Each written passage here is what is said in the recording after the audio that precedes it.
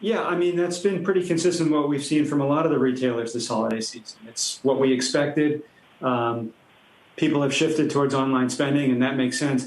I know this is a bull part of the Reddit thesis, those investors out there, but that's not because of that thesis, that they're expecting Ryan Cohen, all the changes that he's supposed to make, to come in the future. Has nothing to do with this fourth quarter. This fourth quarter was basically in line with what they said it was going to be. Your earnings hit. They've controlled inventory. A lot of the things they've done, closing stores, controlling inventory. CFO Jim Bell, who's on his way out the door, really had a big role in impacting all that. So we'll see what will come in 2021.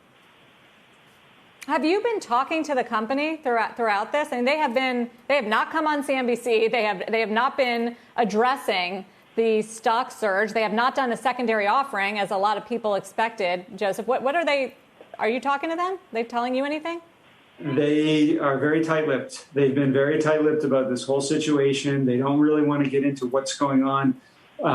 They're trying to just stick to their strategy and become more consumer-oriented, more digital, and really going after the consumer in that way, which is the shift that we're all talking about, becoming a more digital company, less reliant on the physical.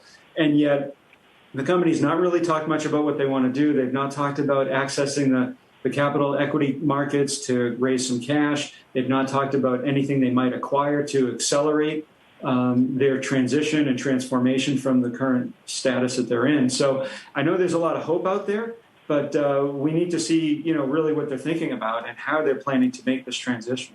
Anthony, what are you going to be listening out for on the earnings call, if indeed you've got a place on it? I will be listening to how they're going to pull a rabbit out of a hat and turn this into a viable company that justifies anything close to this valuation.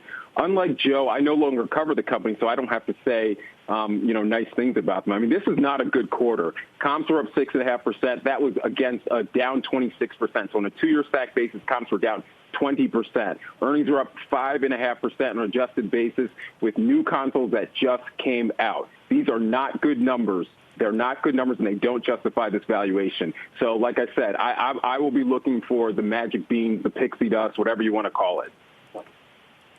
We got to get more ex-analysts back on. Get brutal honesty here. Up 8% after hours.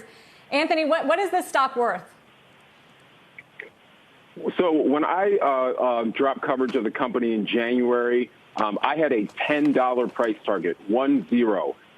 This stock is not worth anything close to where it is trading. Let's put this in perspective. Right now, GameStop has a larger market cap than Five Below, Ollie's Bargain Outlet, and Floor & Decor. I bring those three companies up because those are companies with great concepts that are growing, that are profitable, that have positive comps. And by the way, I'm not real worried about anybody digitally downloading 4x6 subway tile anytime soon. It's nonsensical, and this will end badly. Joseph, quick final word. Yeah, I think Anthony's exactly right, quite honestly. I have an underperform rating on the company, and I'm at a $33 price target, which is the most bullish on the street of all the analysts. Back in the heyday when they hit prior cycles, maybe you saw the stock get up to $60, $70. Nothing close to where it is today. I think Anthony's absolutely right. It's not trading on fundamentals at all. It's kind of a hope and a prayer at the moment, and that there's this magic pixie dust that's going to make things change for the company.